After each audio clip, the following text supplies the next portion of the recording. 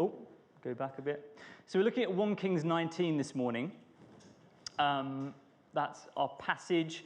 Jamie did the previous talk. So if you rewind a little bit to the last time we spoke on Kings, it was the story about Elijah. Very dramatic story. So we've got some pictures here just to recap.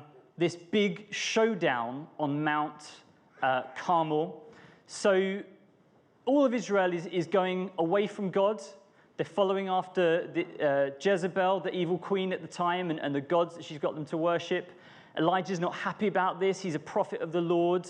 This sense of injustice and righteousness rises up, and he's like, no, this isn't good. He prophesies that there's going to be no rain in the land, and the rain dries up, and a drought comes. And then the big kind of climax of the chapter is this showdown on Mount Carmel, where he gets all the prophets of Baal, the prophets of the false god. And then he gets all the people of Israel.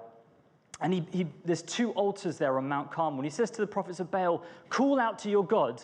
And if he answers you with fire, then your God is real. And I'll call out to my God. And if he answers me with fire, then my God is real. And it's this big kind of ultimatum, this big showdown. And what happens? The prophets of Baal call out to their God, and nothing happens. There is no answer. But Elijah calls out to God, and very dramatic fire comes down from heaven, burns up the sacrifice. He poured water on the altar, so this was even more miraculous, and God is shown to be real. Then he does away with the prophets of Baal. He calls out to God and prays for rain on the land, that the rain would come, that the drought would end. And there's this cloud the size of a man's fist, and then sure enough, the deluge of rain comes, very dramatic. And then he runs ahead of Ahab, who's a king at the time, and beats him to where he's going. And was it 50 kilometers, Jamie? The distance he ran. It was a long distance that he's running, and here's a picture of Elijah running. Pretty dramatic stuff, pretty exciting stuff. Elijah's quite a crazy dude at this point, doing amazing exploits for God. I want us just to take a moment, chat to the person around you, the people next to you. If you were to describe Elijah, if someone came up to you and said, what's Elijah like? Describe his character to me. How would you describe him? Take a minute just to kind of chat to the person next to you. How would you describe Elijah if you had to introduce him at a party or something?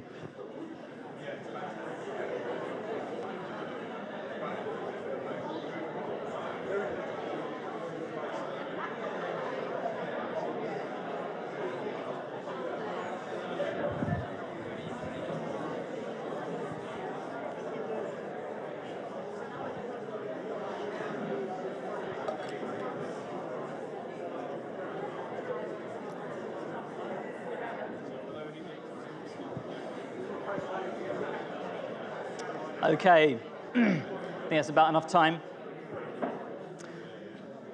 So what do we got? Who wants to kind of share with me the sort of words that you've got to describe Elijah? Any takers? Andrew? A no-nonsense type of guy. No-nonsense type of guy, I like it. Yeah, very true, very true. Anyone else? Anything else? Anthony? Dramatic gestures. Dramatic gestures, yes, very dramatic gestures. Any others? Any other words? Yep.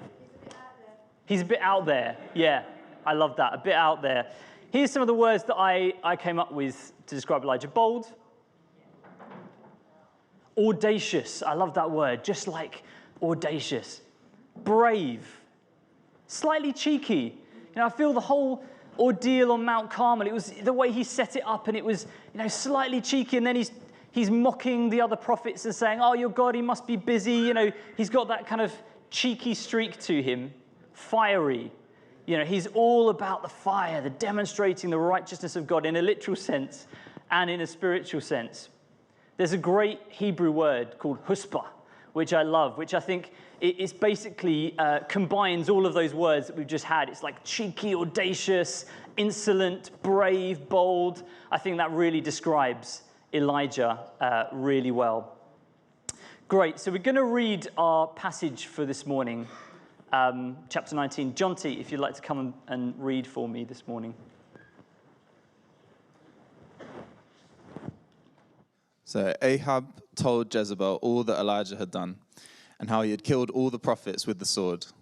Then Jezebel sent a messenger to Elijah, saying, "So may the gods do to me, and more also, if I do not make your life as the life of one of them by this time tomorrow."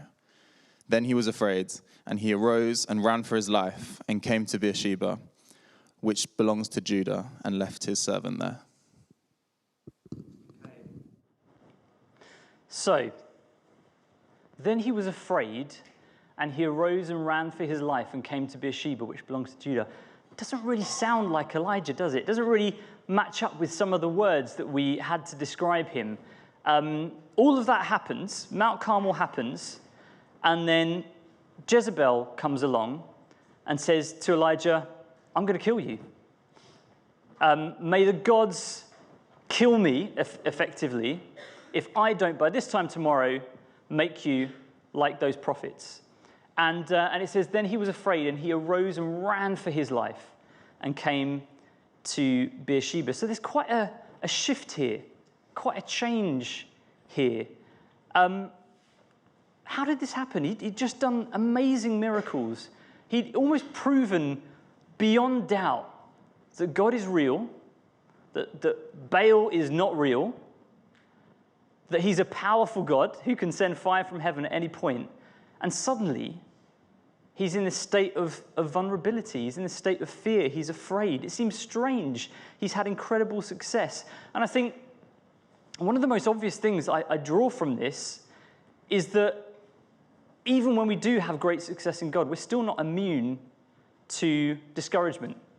We're not immune to the lies of the enemy and the attacks of the enemy. And so this brings us to the first point I want to talk about this morning, and that's fear and fiery darts. So we are in a battle. God has commissioned us to go into the world. Jamie talked a number of weeks ago about are we troublers in the world? King Ahab calls Elijah the troubler of Israel. And Jamie posed that question to us, are we troublers? And the reality is God has called us to go into the different spheres where we are, our schools, our work, even our families sometimes, our homes, our streets, and to represent him. But some of these spaces, they're not neutral. And when we're doing that, when we're being salt and light in these spaces, the enemy isn't happy about it. And it talks in the New Testament, Paul in Ephesians talks about these things called flaming darts or fiery darts. And he says, take up the shield of faith with which you can extinguish all the flaming darts of the evil one. The reality of the battle is sometimes the enemy will try to discourage us. And we're reading an Old Testament story this morning, but Elijah is really facing the same battle that every follower of God has ever faced throughout history and that we face today. The enemy hasn't changed. It says in the Bible that he was a liar from the beginning. That's always what he's been doing. He's the accuser of the brethren, a roaring lion looking for those he can devour. And in this story, it's like he uses the words of Jezebel, that threat, and there's this fiery dart attached to it that suddenly Elijah's hit. And it's like all the kind of success, all of the confidence he had is gone, and he ends up running away. I wonder if you've ever experienced that. Maybe you've been going about your life, going about your day, and then almost out of nowhere, it's like this thought comes, this discouragement comes. Maybe it's something someone said, maybe it was an innocent remark, and suddenly it's like everything's crumbling. It's like you see this chain of events playing out in front of you, and it's like, oh, but this is going to happen, this is going to happen, it's all going to fall apart, it's going to be terrible, and it's like all your confidence goes. I can think of a few times in my life where that's happened. Weirdly, sometimes it happens to me when I'm on holiday, when I'm meant to be peaceful, and it's like that's when the enemy just starts to kind of lie and accuse me. I can think of one time quite recently where we'd gone away for a week, and then suddenly I was like, oh my goodness, these anxious thoughts were just coming. I'm like, where's this come from? And the thing about a fiery dart is that there's the initial impact, but if it's not dealt with, it's got that fieriness to it. It can take hold, it can spread, it can start to affect our life in different ways. The good news, we can see the effects of the fiery dart in this passage in Elijah's life. The good news is God has equipped us to deal with these lies of the enemy, to deal with these attacks. And again, it's from this passage. It says, take up the shield of faith with which you can extinguish all the flaming darts. So we can extinguish those lies. We can extinguish those accusations. They don't have to affect us. They don't have to destroy our life. They don't have to send us into turmoil. And I wanted to explore a little bit as we start. What does it mean to take up the shield of faith? If that is our protection against these lies, against the fear that can sometimes come, how do we do that? How do we take up the shield of faith? Just some examples there of fiery darts, things that can potentially come from the enemy. Did God really say? Questioning his word in our life. God can't really be trusted. There is no way back from this. You're getting what you deserve. So how do we take up the shield of faith? The first thing I want to speak about is we recognize when we're clinging to our strength and strategy instead of him. So sometimes that phrase, take up the shield of faith, is a very active thing. Take up the shield of faith. And sometimes we can't take up the shield because we're already holding on to something else. Because there's something in our lives, a strategy, our own strength, our own sense of importance, our own sense of spirituality, that actually we need to lay down first before we can take up the shield of faith. And in my experience, I can sometimes be saying I'm trusting God, or I can sometimes be saying, God, I want to serve you with my life. But secretly, behind what I'm saying, there's a little sneaky strategy that I've got of how I want God to do things, of how I want God to act, of how I want God to come through for me. Hugh challenged us last week in his sermon. He talked about faith being spelled T-R-U-S-T, that sense of trust. He actually described faith as a developing trust in the Lord. And I love that. I love that sense of faith being about putting your trust in him over my ability to control things, over my strategies. Just want to give an example of this. This is Jane, and this is from 2011. She's in Kenya at the time. And I was running through this story this morning with Jane. I kept getting the details wrong, so I'm probably going to say a bunch of stuff that isn't true. But chat to her afterwards. It's a great story if you want to just really hear what happened. But in about 2011, she was really kind of passionate to serve God, and she said, right, I'm going to go to Kenya. I'm going to go on a missions trip with Tear Fund. It was a 7-week-long trip. She was going to be building water tanks, building water tanks. She was going to be teaching in a school, and she was like, yeah, this is going to be amazing. It's going to be exciting. It's going to be a dynamic team trip. I'm going to meet lots of people. It's going to be a really exciting time. And she got there, and the reality was very much not like that. So it wasn't a big team. It was a small team of 3 of them, not really enough people to do the work that they had to do. It was very hard work. It was manual labor every day. The person that was meant to be cooking for them wasn't there, wasn't around. So Jane found herself having to cook with sort of very limited equipment, and nobody else in her group could cook, so it all fell on her. And by the end of those 7 weeks, she was exhausted, she was tired, she was discouraged, very hungry, hadn't eaten a lot. But there's another twist to the story, because as well as going on this missions trip and serving God, she had this idea, I'm going to climb Mount Kilimanjaro. And I'm going to raise money and use that to kind of raise money. Again, very noble thing to want to do. She hadn't trained for this key detail. And also bearing in mind, this is the end of 7 weeks of manual labor and not eating a huge amount, and she hadn't trained.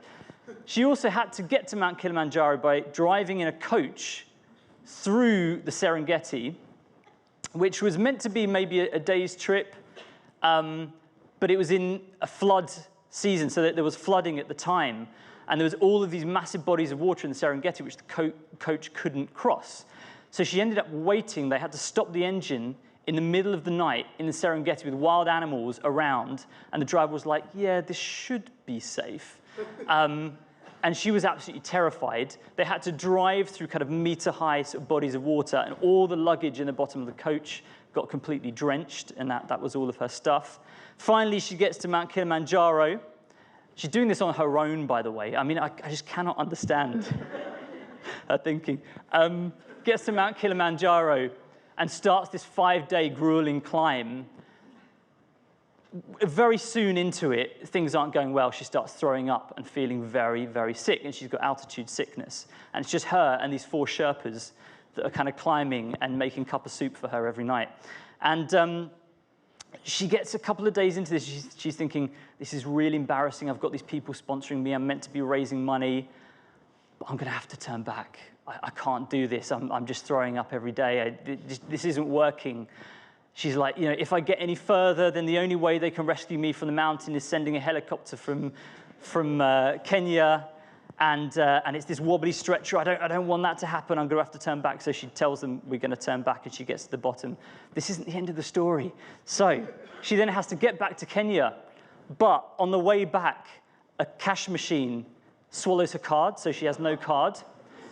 In changing coaches, she'd managed to leave her phone on the other coach. So she's without a bank card and without a phone. No way of contacting the person in Kenya she's meant to meet to collect her bag that she's meant to use because their other bag is dodgy and all the rest of it. Anyway, very stressful, very humiliating. Everything she thought this trip was going to be did not pan out. And by the end of it, she was just pretty traumatized and actually discouraged and kind of angry at God. It was kind of this sort of feeling of, God, I was meant to be serving you. This was meant to be me giving up my time and my resources and serving you in this big dramatic way.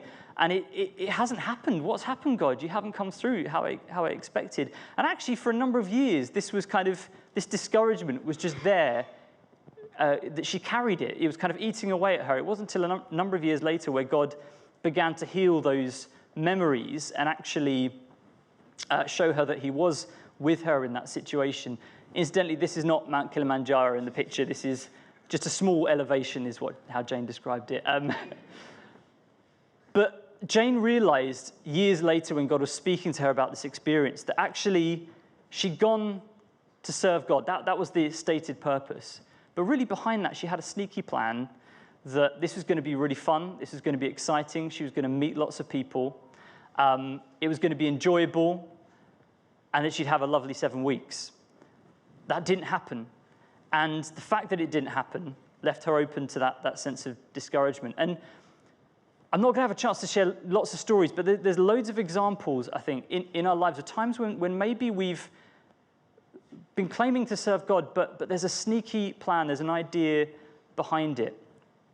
I remember Jamie shared Fikret story a number of weeks ago about when Fikret made the stand of righteousness. Things weren't good in his work situation, so he decided to leave his job and kind of expected that God would provide. But for a number of months, that provision didn't come. And sometimes when there's an expectation of God doing things in a certain way, there can be that vulnerability to discouragement and an attack. Sometimes we don't realize that our hope is actually conditional on God meeting certain criteria until that fiery dart comes, and we start thinking, has God abandoned me? Is he really there? Is he really real? In this story, rewinding to 1 Kings 18, Elijah, when he's on the mountain in this big showdown, he prays this dramatic prayer. He says, "O Lord, answer me that this people may know that you are God and that you have turned their hearts back." And God answers him and the fire falls. And then a few verses later, it seems like nothing's happened. And I just wonder whether Elijah had this sense of, God, this is how things are going to happen. We're going to have this showdown. The fire's going to fall. You're going to answer. The whole of Israel is going to turn back to God. Jezebel's going to be convicted. Ahab's going to be convicted. All the people are going to start following you again. And it doesn't happen. And he's discouraged. And he's afraid. And he runs away. So that first point, laying down perhaps our own strategies, our own strength. The second thing that taking up the shield of faith can look like is we choose to agree with what he says, not what the accuser says.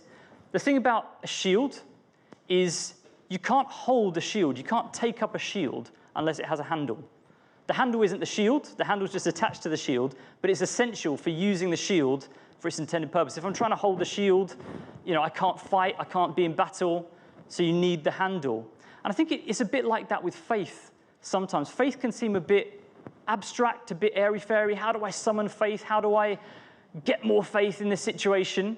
But I think often there's something that we need to hold that the faith is attached to.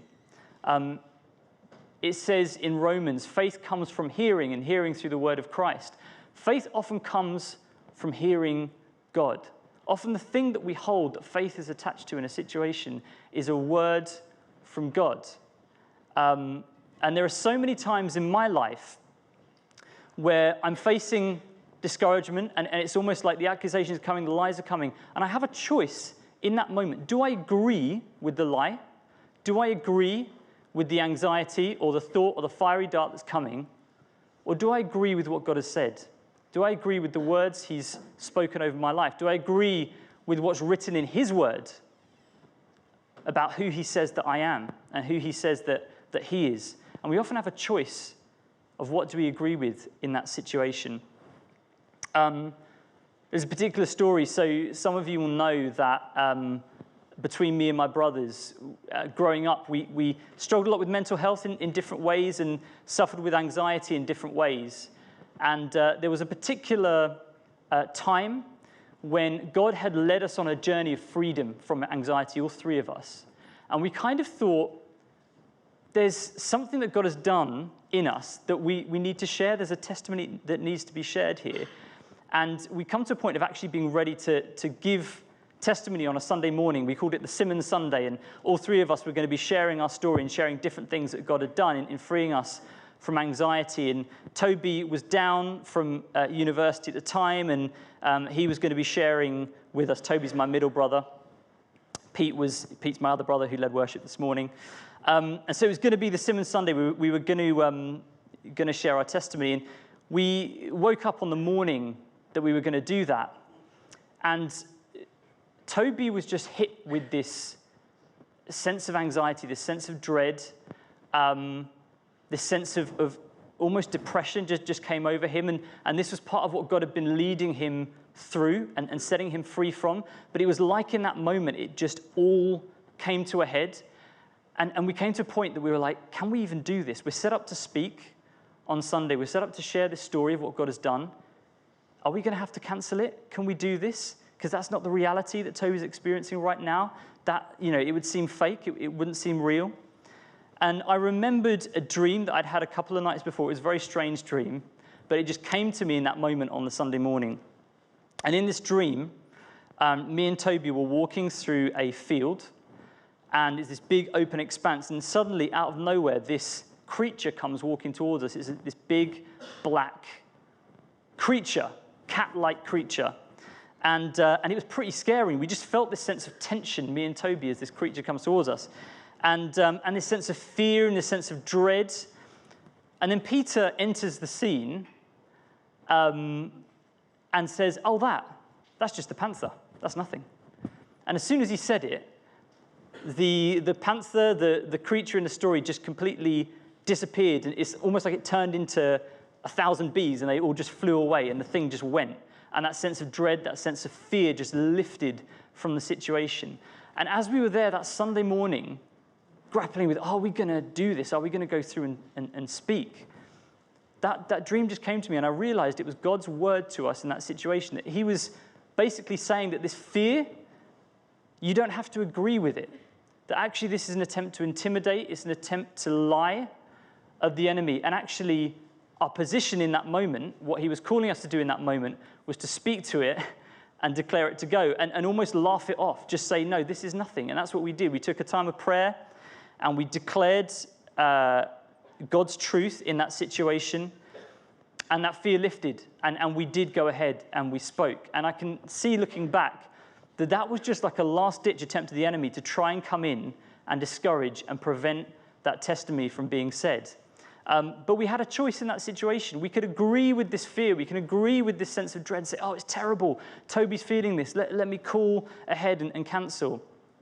but we chose to agree instead with what God said. And what I like about this is that often when you're in that situation of needing faith, it's not about summoning something up from within. It's not about saying, God, show me something new, show me something fresh. Often it's just about standing in what he's already done. It's about standing in what he's already spoken. And I wonder whether some of us are in situations right now where things feel pretty scary, and God's just saying, what have I already spoken? What faith, what small seed of faith have I already planted in you that is relevant for this situation? There is an authority that comes when we agree with what God has spoken over our lives. Again, Hugh spoke to us last week from Zechariah 4 about speaking to the mountain, taking authority sometimes in situations that we're facing, and declaring God's truth, declaring God's word over situations. And I feel like that might be something God has for us at the moment. But it doesn't seem to be what Elijah has done. We have this verse, then Jezebel sent a messenger, then he was afraid. It's almost like she makes this threat, he's hit by the fiery dart, he chooses to agree with that, and he runs away. It doesn't have to be like that for us. God has equipped us, he's given us a strategy, he's given us a shield to hold. And I've got a couple of questions just to ponder off the back of this. Number one, is there a strategy I'm trusting instead of God in my life? Kind of like we were describing earlier. Is there something I'm clinging on to that I need to lay down? And secondly, where can I declare God's truth over the enemy's accusations? And for this one, it may not just be in your own life. There may be people you're walking with, people in your family, where it's about declaring God's truth over them as well. But just a couple of questions there for us to ponder. Cool. John T., thank you.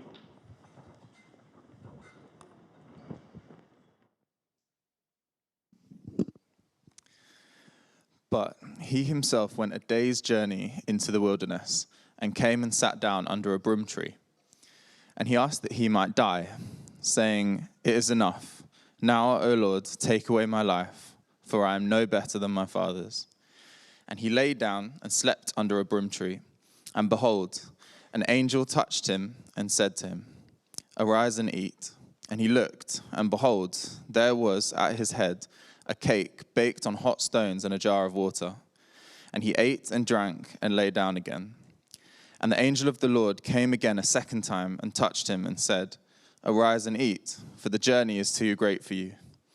And he arose and ate and drank, and went in the strength of that food 40 days and 40 nights to Horeb, the mount of God. There he came to a cave and lodged in it.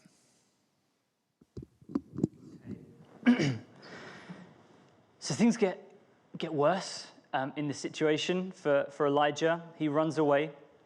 He's in a very dark place at this point. The point I want to talk about off the back of this passage is we don't get to decide when we're done. So we heard he went a day's journey into the wilderness. He came and sat down under a broom tree, and he asked that he might die, saying, "It's enough now, O Lord, take away my life, for I'm no better than my fathers." We can see Elijah in his darkest moment, really, at this point, laying out his emotions before God, asking to die, which is kind of strange, because as I was reading this, I was thinking, well, wasn't he afraid of dying before? When Jezebel made that death threat, wasn't that the thing that made him afraid? And then he runs away, and now he's asking to die. That doesn't really make sense. But for me, it suggests that something might have happened between those two passages, between those two verses. And I wonder whether Elijah has moved from fear in that first moment to shame. There's that phrase, "I'm no better than my fathers. Take my life now. It is enough, Lord." It's almost like Elijah's realizing that, hold on, I've run away from my purpose. I've run away from my calling. I was afraid. And now I'm no better than my fathers. I'm the one that God's meant to use to bring this nation back on track. I'm the troubler of Israel. I'm the one who's anointed to to pray and see the fire of God come down, and now I've run away? It feels like there's this sense of shame hanging over Elijah in this moment. And as I read this passage, this was what really kind of struck me and stood out to me. Elijah's come to a place of no hope. He's come to the end of himself. He feels like he's thrown away his purpose, thrown away his calling. He's pouring out his deepest, darkest thoughts before God. And what's God's response? Arise and eat, for the journey is too great for you. I love this verse. And I just think, praise God that we don't get to decide when we are done in our life, that fear and shame and stupid decisions don't get to seal our fate. God knows when he's finished with us. And I just love the tenderness of God in this moment. Arise and eat. Come on. There's a journey for you to walk, Elijah. You need some strength for the journey. He's saying, I'm not done with you yet. I have more for you. And as it happens, this dark moment in the life of Elijah is actually a turning point. This isn't the end for him. That prayer when he says, God, please kill me now, effectively, God doesn't answer that prayer. In fact, God never answers that prayer. If you jump ahead to the story, Elijah doesn't actually die. He's taken up to heaven. But God says, the best is yet to come for you. I have more for you. Elijah sees a full stop in his life, and God turns it into a comma. God is in the business of turning our full stops into commas, of lifting our heads, of giving us hope, of saying, come on, there's a journey for you to walk. Take some strength. And I wonder whether there are people here this morning who perhaps like Elijah, you're thinking, it is enough. Maybe you're feeling like your best days are behind you. Maybe you're feeling like, I've done my bit. I'm not able to do what I could do before. I used to serve God in lots of different ways. But it's time for other people to take the reins now. It's their turn. It is enough. It's enough. And you've put that full stop there. Maybe there's some kind of illness or physical restriction or something that's you feel is stopping you in different ways. And there's that sense of it's enough. Maybe your life circumstances have changed. Maybe you're in a new job or you've lost your job or you've got a new circumstance for some reason. And it's almost like, God, I don't really know what serving you looks like in this new season. I used to serve you in all of these ways, and I can't do that anymore. I don't really know what to do. And you're just feeling it's enough. Maybe you used to be on fire for God, and you used to have a passion to follow him. And it's kind of like things are just simmered down, and you're sort of feeling flat, and you're just thinking, well, maybe life is just about, paying the bills and sort of saving up for holidays and just getting by. And you're thinking, it's enough. Maybe there's relational change in your life. Maybe you feel like you've lost friends. People that were close now seem distant. People that you always felt would be constant in your life are no longer there. And it's causing confusion. It's causing discouragement. Maybe you tried to step out and you were disappointed. Maybe you prayed to God for something and it didn't happen. Just like Elijah, and you're not sure how to move on. And you're thinking, it's enough. I'm not going to bother again. There's no point. I'm not going to pour myself out in that way again. Maybe you're feeling disqualified by sin. You're thinking, how can God ever use me again? It's enough. And I just thank God that he comes to us in these moments in that spirit of gentleness. He gives us food for the journey. And it's almost like he's saying, when Elijah's like, I've come to the end of myself, I can't go on. And God's like, finally, now you can rely on me. Now you can step into my grace. Now you can step into all that I have for you. Elijah thinks he's done, but God says there's something on the horizon. There's something coming. And there's a sense of expectation. Jamie was sharing this morning about this visit of Jack Little, who's coming with the team, and this sense of expectation of God moving in the power of the Spirit and what he wants to do amongst us as a community. And I think if we choose to, we can look to God and we can say, God, stir in me that sense of expectation. It doesn't matter what's gone before, but there's something ahead. There's a journey ahead. The best is yet to come for us as a community, for us as individuals. And so as we come to the questions about this passage, I just wanted us to consider, have I declared it is enough over any area of my life? And will I step into the journey beyond the comma? If God is saying to me, if God is saying to us, this isn't a full stop, this is a comma, I have more for you, it takes an active step to say, yes, I'm going to move beyond that. I'm going to choose to believe what you say, God. Great. John T.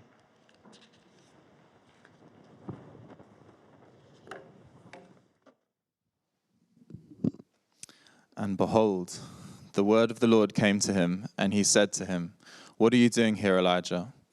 He said, "I have been very jealous for the Lord, the God of hosts, for the people of Israel have forsaken your covenant, thrown down your altars, and killed your prophets with the sword. And I, even I only, am left, and they seek my life to take it away." And he said, "Go out and stand on the mount before the Lord." And behold, the Lord passed by, and a great and strong wind tore the mountains and broke in pieces the rocks before the Lord. But the Lord was not in the wind. And after the wind there was an earthquake, but the Lord was not in the earthquake. And after the earthquake a fire, but the Lord was not in the fire. And after the fire the sound of a low whisper. And when Elijah heard it, he wrapped his face in his cloak and went out and stood at the entrance of the cave.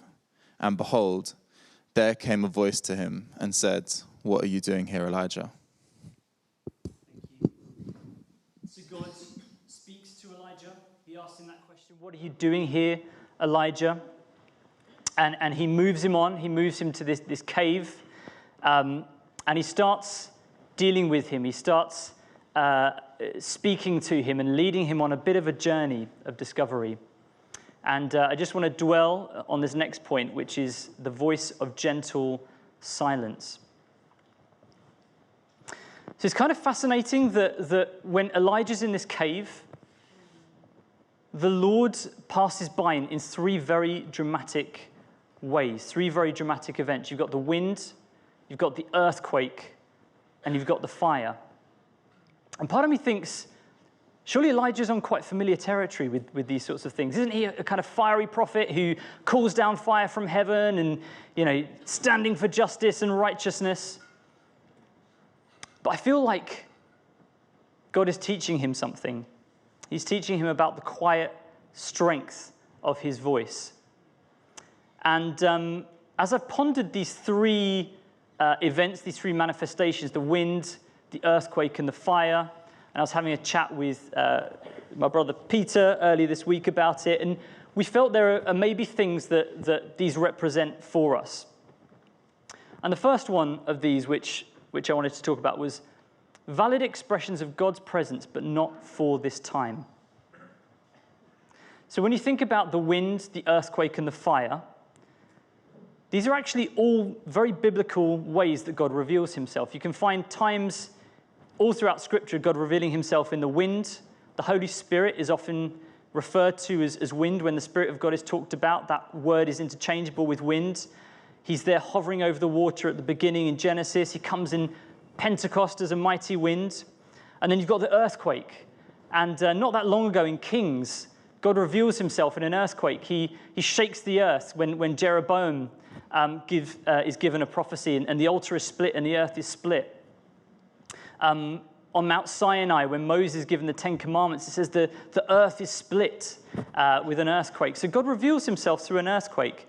And also God reveals himself through fire. So again, not that long ago, Elijah himself called down fire from heaven. God reveals himself in Exodus as a pillar of fire guiding the people of Israel. So these are all very familiar, very valid ways that God reveals himself.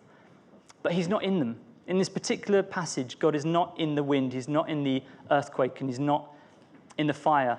And sometimes I feel like in our lives we can look for God to reveal himself in old ways, in old expressions, which may be valid, but it's not what he has for us now. In our household, Owen was sharing his testimony this week, and he shared a story which I thought was quite relevant for this. He described how as a teenager he'd met with God in very dramatic ways.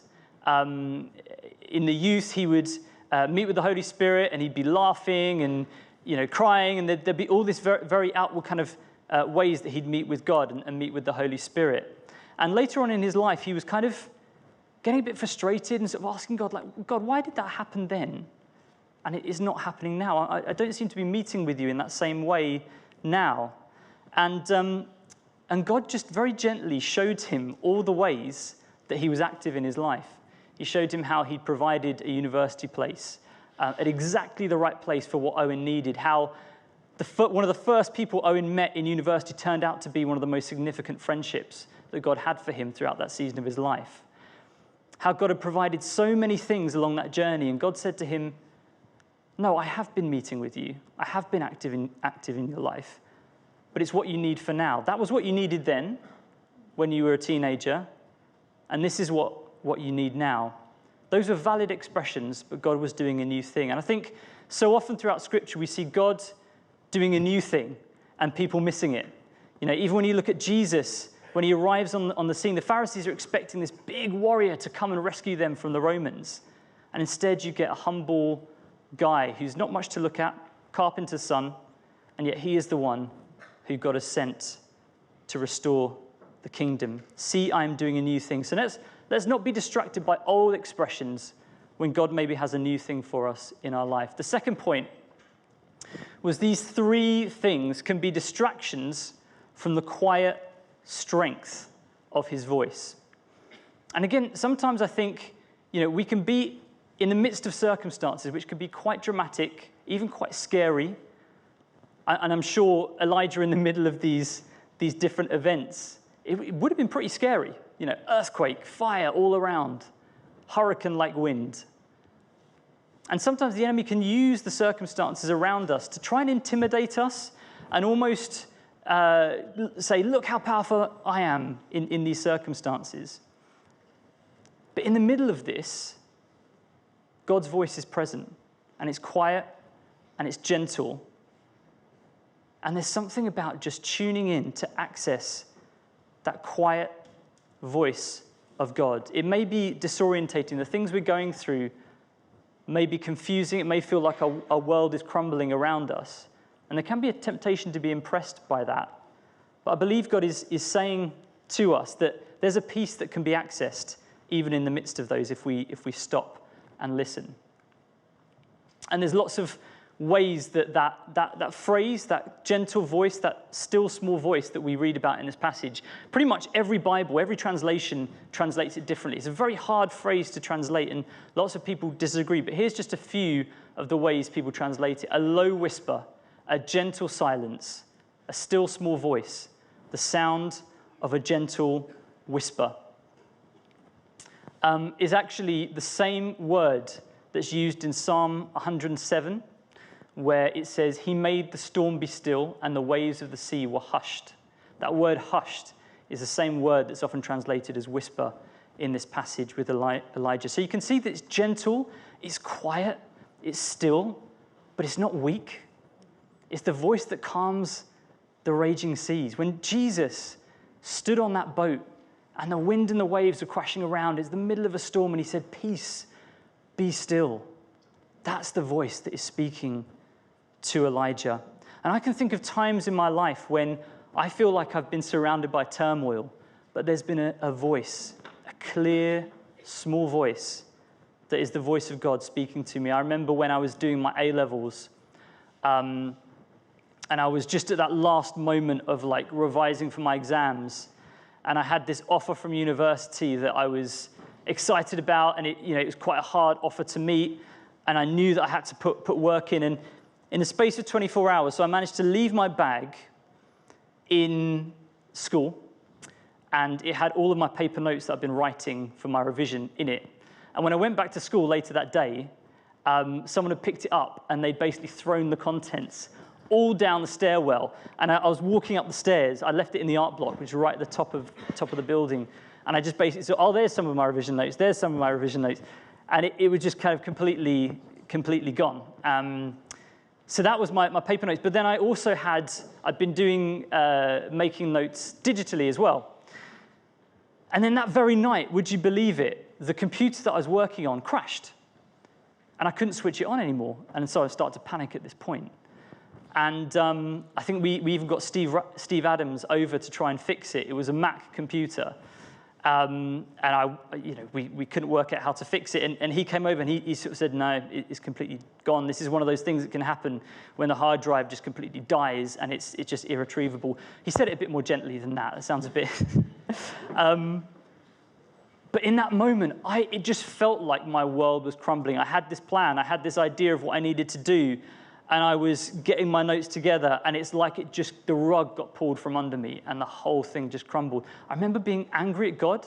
I remember just being like, God, what is the point of me getting this offer from uni if you're just dangling it in front of me, and there's no way of making it happen? And I just remember, there was tears in that moment. It was difficult. It was painful. But after I'd done with kind of sharing how I felt with God, it's like this tiny, tiny voice came in that stillness, in that silence.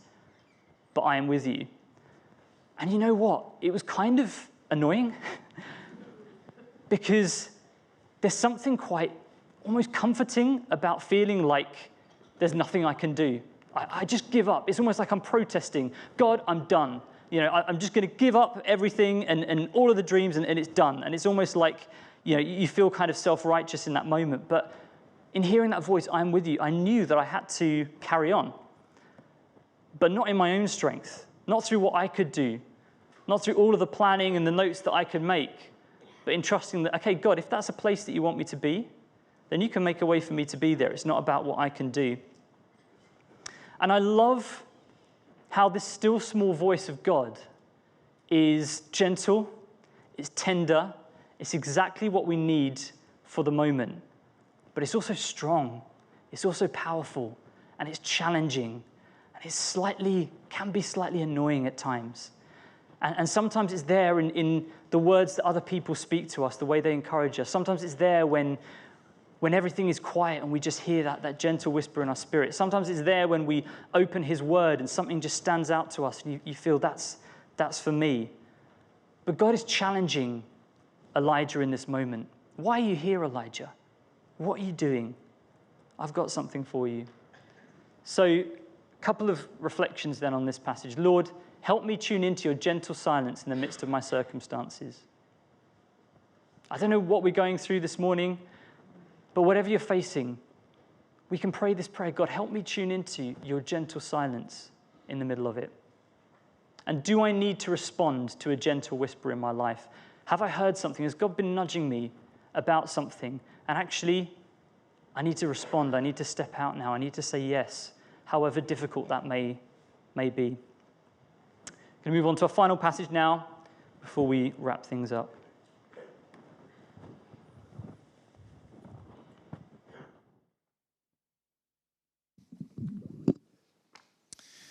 And when Elijah heard it, he wrapped his face in his cloak and went out and stood at the entrance of the cave. And behold, there came a voice to him and said, "What are you doing here, Elijah?" He said, "I've been very jealous for the Lord, the God of hosts. For the people of Israel have forsaken your covenant, thrown down your altars, and killed your prophets with the sword. And I, even I only, am left, and they seek my life to take it away." And the Lord said to him, "Go, return on your way to the wilderness of Damascus. And when you arrive, you shall anoint Hazael to be king over Syria. And Jehu, the son of Nimshi, you shall anoint to be king over Israel. And Elisha, the son of Shaphat of Abel-Meholah, you shall anoint to be prophet in your place. And the one who escapes from the sword of Hazael shall put Jehu to death. And the one who escapes from the sword of Jehu shall Elisha put to death. Yet I will leave 7,000 in Israel, all the knees that have not bowed to Baal, and every mouth that has not kissed him. So he departed from there and found Elisha, son of Shaphat, who was plowing with 12 yoke of oxen in front of him, and he was with the 12th. Elijah passed by him and cast his cloak upon him. Okay. The final point I'm going to talk about this morning is this one: go and make a disciple. So I feel like God has been dealing with Elijah. Elijah's been saying, oh, but I'm the only one left. I had this job. It's my job to turn Israel around, and nobody's following God, and I'm the only one. And God's been challenging him. He's been challenging his assumptions. He's been gently correcting him. He's showing him that he's not just the God of the big and the bold and the brash, the wind and the earthquake, but he's the God of the gentle whisper, the quiet, the unseen. And then we come to this final passage. If you remember at the start, we just witnessed this big demonstration of the power of God at Mount Carmel. But what happens? Is this the turning point for the nation that Elijah expected? No, it's not. We've seen that already. This isn't the thing that turns Israel around. When Israel is in the grip of Jezebel, when they're running after other gods, it's not this big dramatic miracle that turns things around. God doesn't often change the world with fireworks. When God wants to intervene to restore a nation, he uses people. He uses discipleship. And he says to Elijah, go back to Damascus, anoint Hazael to be king, anoint Jehu to be king, and anoint Elisha to pick up from where you've left off. Oh, and by the way, I've left 7,000 other people who've not bowed the knee. You're not the only one. You're not the only one. And it's easy to read this passage about Elijah in the wilderness and everything going, and make it all about Elijah. Make it all about Elijah's own journey, his individual journey, and he gets discouraged and he gives into fear and he runs into the cave and God restores him and he restores his calling and he sends him out and Elijah picks up where he left off and he goes out. But actually, I think the key point about this passage, about this chapter, is that it's not about Elijah. It's bigger than Elijah. God's almost saying, Elijah, you're not the only one. This is bigger than you. I've got a plan for after you've gone. You've still got a part to play. That's still important. But I'm calling you to relationship. I'm calling you to community. For the next chapter of your life, you're not going to be a lone ranger, this big, mighty prophet who just goes around laughing at the other prophets. I'm going to have you walking with others. I'm going to have you passing on your mantle. And by the way, there's 7,000 others who haven't bowed the knee. We live in a very individualized society where it's all about me. It's all about fulfilling my dreams. How do I want to live? Being true to my own authentic self. And sometimes we can spiritualize that and make it all about, I need to fulfill my own calling. God has a plan and a purpose for my life that I need to fulfill. And if I follow him rightly, then I'll have this amazing calling. And sometimes we can feel a bit like Elijah. We can feel like, in the different spheres of our lives, I'm the only one. In my school, in my workplace, everyone around me is being unrighteous, and everyone around me is maybe gossiping or doing things that they shouldn't be. And I'm the only one in this place. But God's saying, look around you. I've placed you in community. I placed you among other people that are working out their salvation with fear and trembling, who are working out what it means to follow God. Together we have the mind of Christ. And we can draw strength, and then we can go out and represent him in all of the spheres that he has us as teachers, in our homes, in our workplaces, in healthcare, in different settings where he's placed us. And actually, Elijah and Elisha is quite widely recognized as one of the first examples of discipleship of that rabbi and student relationship in the Bible. It's kind of an archetype, really, of discipleship in the Bible. And it's almost like God is saying, this is how I want to do things. This is how I want to change the world. In 2015, there was a BBC News article with this heading. It said, ex-child soldier fought Sierra Leone's war against Ebola. Some of you will remember the Ebola epidemic in 2014 in Sierra Leone. And this article really talks about how Prince Tommy Obviously, he's a friend of ours, helped lead the response in the nation by providing relief for families, by setting up a clinic, by taking in orphan children to the Nehemiah home. But Prince has his own story. At the age of 15, he was captured by rebels in the Civil War. And I just want to read a bit from this article that illustrates some of his story. So Prince is speaking. He says, "I had a normal family life before the war started in 1991. But at 15, I was kidnapped by the rebels and taken to the jungle where I was trained on how to use a gun and initiated into the group. I thought it was the end of my life. It was like living in a different world, not like living on Earth. The rebels also threatened to cut off my legs or arms if I tried to flee, and I saw this happen to other people. Sometimes we were forced to kill, which we did under the influence of drugs. Luckily, I did manage to escape from the jungle without being killed, and I went to the capital, Freetown, but was unable to find my relatives. I lived alone, but teamed up with some guys doing things like pickpocketing, and I was caught. Fortunately, while in jail, I met a preacher called Richard Cole, who was the founder of a project called Lifeline Nehemiah, which aimed to give hope and a home to people like me who felt they had lost hope. He encouraged me, saying, 'You used to cause atrocities, but you can be used to contribute to rebuild the nation.' Richard taught me that it was God who was taking me through all these troubling times. He passed away in 2006, but we had the vision and continue with it." Prince was positioned to lead in the Ebola crisis because someone else had had vision for him when everybody else might have written him off, because someone else had heard the leading of God, the calling of God. Go and take this person under your wing. I've got a plan for them. I've got a purpose for them, to use them in the rebuilding of the nation. Because Richard had responded to the leading of God and demonstrated the love of God in that very real, practical way,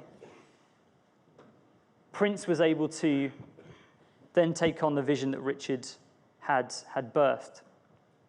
And this is the stuff that changes nations. It's the quiet. It's the unseen. And as a church, we're grappling with this question of how do we encourage a new generation of leaders?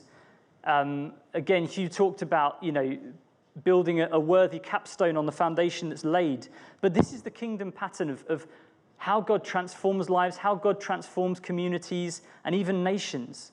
It's passed on through overlapping lives. It's not through big, showy miracles.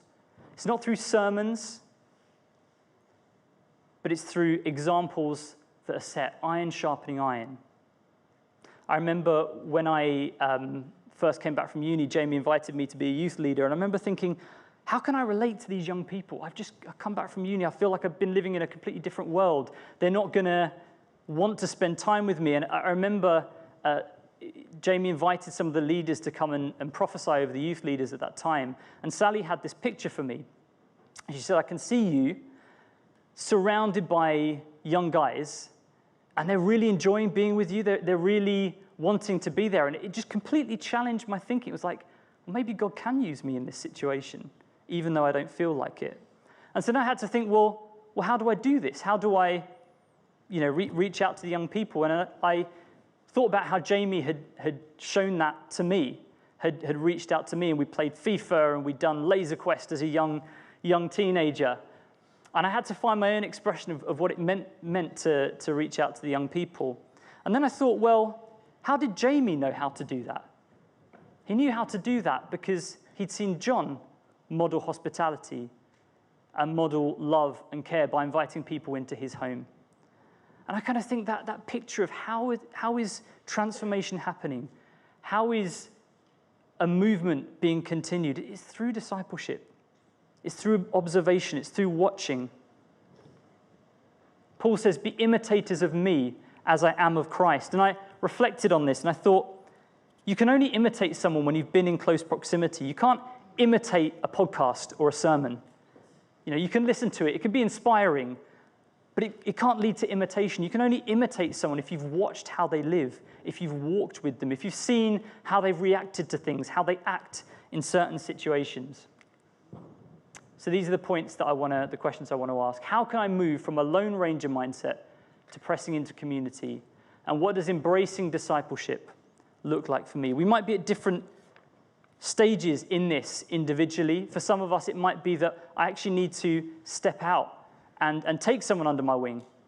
Maybe God is nudging me about someone that he wants me to show love to. Maybe it's about you going to someone and saying, hey, I want to learn from you. Can I watch how you live? Can I watch how you act? But it's that question of what does embracing discipleship look like? As we wrap up today, I just wanted to finish by reflecting. I feel like as I read this passage, it's great. It's describing Elijah. It's describing the work of God. But I feel like there's something going on behind the scenes. There's someone behind this story and the words that God is speaking. And I'm just reminded as I read the story of the person of Jesus and who he is in our life and how he deals with us. And in fact, when God meets with Elijah in his darkest moment and gives him that food and gives him that strength, it says the angel of the Lord came. And many Bible scholars believe that when the angel of the Lord is referred to in the Old Testament, it's actually talking about Jesus. That's the person of Jesus there in the Old Testament. And I believe that character of Jesus, that heart of Jesus, that spirit of gentleness, that spirit of restoration finds its most perfect expression in the person of Jesus when he came into this world and he represented that for us. In the Gospel of Matthew, he refers back to a prophecy in Isaiah that described the coming Messiah. And it's described like this. It says, he will not quarrel or cry aloud, nor anyone hear his voice in the streets. A bruised reed he will not break, and a smoldering wick he will not quench, until he brings justice to victory. And in his name, the Gentiles will hope. When we talk about that still small voice, when we talk about that voice of correction, when we talk about that voice of love that Elijah experienced, it's the voice of Jesus that we're hearing. It's the one who calmed the storm, the one who stood in that boat. He's the one who lifts us out of fear, who lifts us out of shame, who speaks with that gentle correcting voice, and then who commissions us to go out. And it's not because of anything we've done, but it's because of everything that he has done for us in taking on our shame, taking on our fear, taking on our sin when he died for us on the cross. And there's another story in the Gospels which is very much like the story we've looked at today. It's the story of Peter. Like Elijah, Peter is a very fiery character. He has a very strong idea in his mind of what needs to happen. But he denies Jesus. When Jesus is arrested, Elijah denies Jesus and he runs away out of fear. And then, like Elijah, he's hit with shame. He realizes what he's done. And it says he goes away and he wept bitterly. But Jesus doesn't leave Peter in fear and shame.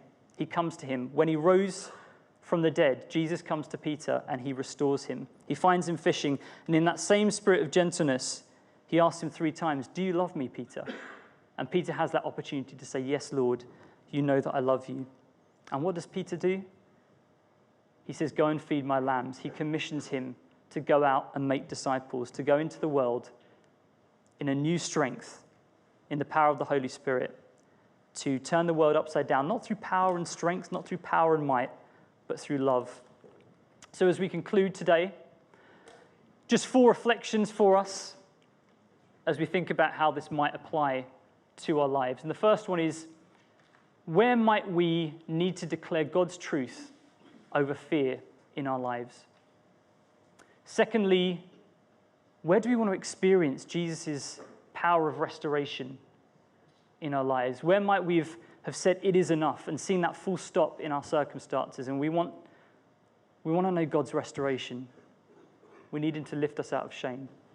Thirdly, where can we access his voice of gentle silence in our circumstances? Tune into that still small voice where he speaks over us. And finally, how can we embrace his commission to build community and pursue discipleship.